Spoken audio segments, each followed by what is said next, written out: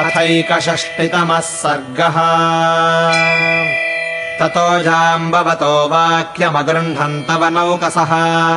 अङ्गदप्रमुखा वीरा हनूमांश्च महाकपिः प्रीतिमन्तस्ततः सर्वे वायुपुत्रपुरःसराः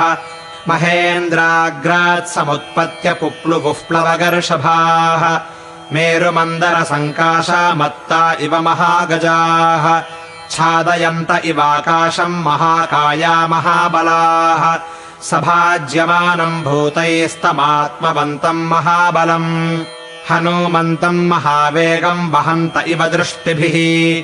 राघवे चार्थनिर्वृत्तिम् कर्तुम् च परमम् यशः समाधाय समृद्धार्थाः कर्मसिद्धिभिरुन्नताः प्रियाख्यानोन्मुखाः सर्वे युद्धाभिनन्दिनः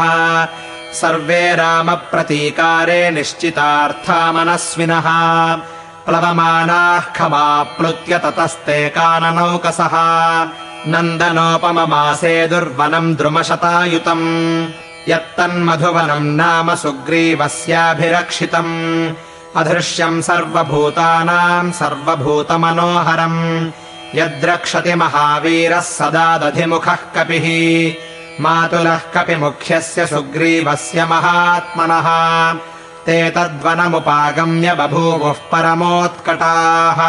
वानरा वानरेन्द्रस्य मनः कान्तम् महावनम् ततस्ते वानरा हृष्टा दृष्ट्वा मधुवनम् महत्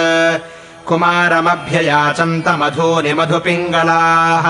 ततः कुमारस्तान् वृद्धान् जाम्बवत्प्रमुखान् कपीन् अनुमान्य ददौ तेषाम् निसर्गम् मधुभक्षणे ते निसृष्टाः कुमारेण धीमता वालिसूनुना हरयः समपद्यन्त द्रुमान् मधुकराकुलान् भक्षयन्तः सुगन्धीनि मूलानि च फलानि च जग्मुः प्रहर्षन्ते सर्वे बभूवुश्च मदोत्कटाः ततश्चानुमताः सर्वे सुसंहृष्टावनौकसः मुदिताश्च ततस्ते च प्रनृत्यन्ति ततस्ततः गायन्ति केचित् प्रहसन्ति केचिन्नृत्यन्ति केचित् प्रणमन्ति केचित् पतन्ति केचित् प्रचरन्ति केचित् प्लवन्ति केचित् प्रलपन्ति केचित्